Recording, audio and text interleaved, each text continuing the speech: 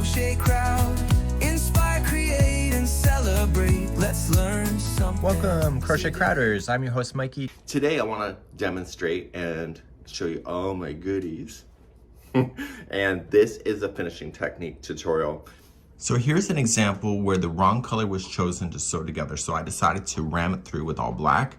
So you can see that it stands out like a sore thumb. Unless that's part of your creativity on what you're looking for, you will always notice that when you're looking at the blanket and you wish that maybe you would have thought about it. So, though you're just like, oh, I'm never gonna worry about it. It's the first thing you'll ever see when you look at that project again.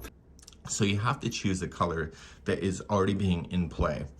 And so what I want to demonstrate for you today is that as long as one side has the same color as here that will be pulled over to attach, it's actually pretty seamless.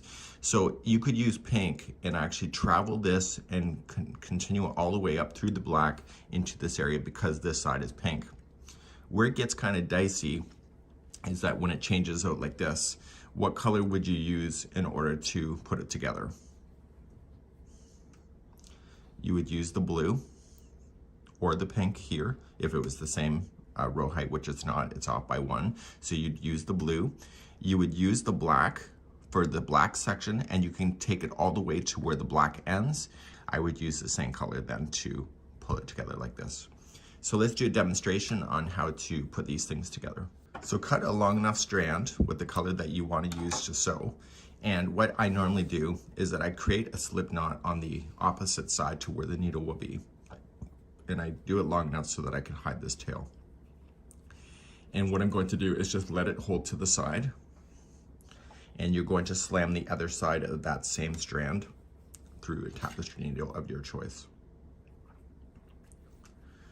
And we'll put these off to the side. So what I want to do is that I want to go across. I kind of like looking at it from a different perspective, but I just go across and I match the pieces and I match to the other side and I pick them up. Okay, be careful about it because you don't want any lumps. And when you pull through, you remember that that slip knot we did? Put the strand through the slip knot itself. That. And that will permanently lock that from ever coming out on you and pull it tight. Now what I also like to do is that I take the straggler end just for a little bit and I'm gonna go and just advance up to the next row. And I come up to the next row here. And when I come over, I want to get this loose end to be stuck underneath that crossover.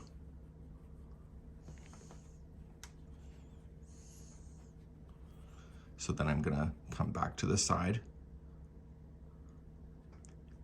and then jump back over.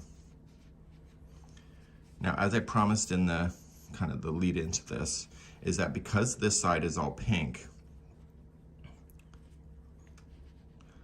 okay, and then I can just kind of toss it to the back. Because this side is all pink, I'm just gonna continue with this strand. So even though the other side is black here, and what you would want to do is just come on over and then just grab onto the black.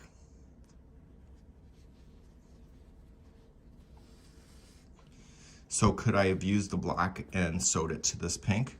Absolutely, I could have. And so what I'm trying to do, you can see me just kind of shifting. I want to keep my eyes on the balance point and making sure that when I sew them, they stay equal to each other. So what you could do is that you could put a stitch marker and join them at certain points so that you don't have to worry about the shifting if it's a long piece. Okay, so every once in a while, just give it a good tug and you'll see it pretty much will disappear. This is not magic, this is the fundamentals of putting things together. This is called the whip stitch as well. So there's different kinds of joins that you'll find on YouTube. And so I'm just gonna work my way down, and as I get to the blue, I'm gonna carry on the pink, and the trick is just to keep pulling that snug. Okay, and I'll see you at the bottom here. I'm getting close all the way to the bottom here.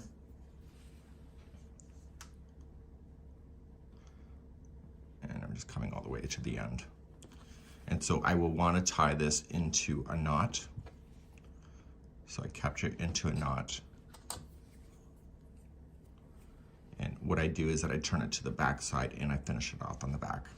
So you see it actually looks decent, and on the other side it should look the same as well. I haven't turned it over until this moment. And then I will just come in the back side and I will just weave it in. Don't let that needle come to the front side so you see it, so that color will show. So just make sure that you stay on the same side of the color that you're playing with. And you're gonna pull through. And when you pull it, you wanna make sure that everything stays equal to each other. And you're okay to put another knot in there if you feel safer to do that. Just a little one. And then you can weave in your ends.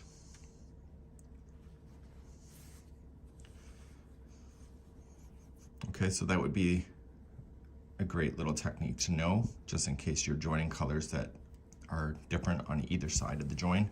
Choose the one that makes the most sense. So this one here, because one side was pink, if you did all pink, therefore it'll look great like this. So this here is an example of what you would want to do if you had striping and you have to make sure that the colors match each other. So you can either choose and do the pink. So I've left out my tail ends so that I can use those to be able to sew those together. So I can just do pink for this short period. I can then do black, which would then take me through this whole span of the pink plus the black to one level of the blue, and then I could use the last color of blue. So you gotta choose what you would like to do. So if you leave long enough tails, you can decide to do that for you.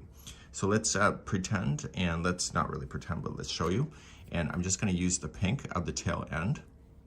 So instead of attaching new yarn, I can just put things together. If you wanna use stitch markers to hold the pieces while you're doing this, that's a lot easier. And just don't interfere the color with something else. Okay, so just make sure that the colors stay consistent.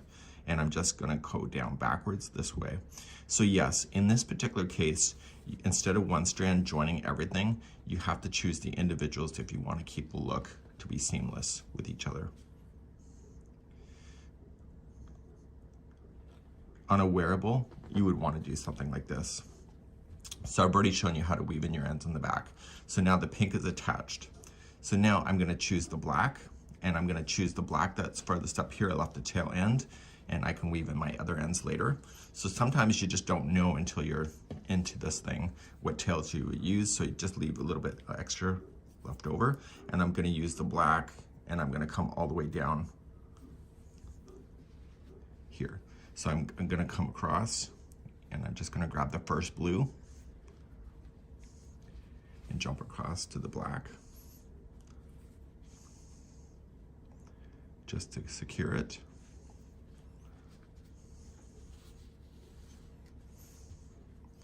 And then I'm gonna go all the way down, just like I showed you with the pink already, just going across. So when it's black to black, you're never gonna see this at all. Just take your time, it is not a race. So I think that's a lot of the issues, is that people get to an end of a blanket and they wanna rush a border or do anything at the end, and then they just wanna put less time into it. Some people, it's laziness, other people just don't really care so much. So it just, you have to do what is best in your own brain. So there's never a right solution. So I'm coming all the way down to the base here of just where this color ends. Take it to the back side, so don't go all the way down because you don't want the color to interfere, and then just securing your tails on the back side here, just like I showed you before.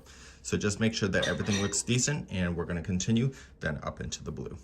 Finally, then I'm gonna look at the blue here, and I want the blue to match just where the blue is, and just coming straight across and down. Okay, just like you did before. And then you wanna take it to the back side, so just pull things nice and tight as you go, and it'll pull that join nice together, and then you'll secure it on the back side too. So I'm all the way down at the base of where I want the blue to stop, because I've already secured the black section here. And again, turn it over, secure it on the back side, and therefore your joins actually look really decent and come in together really quite nicely.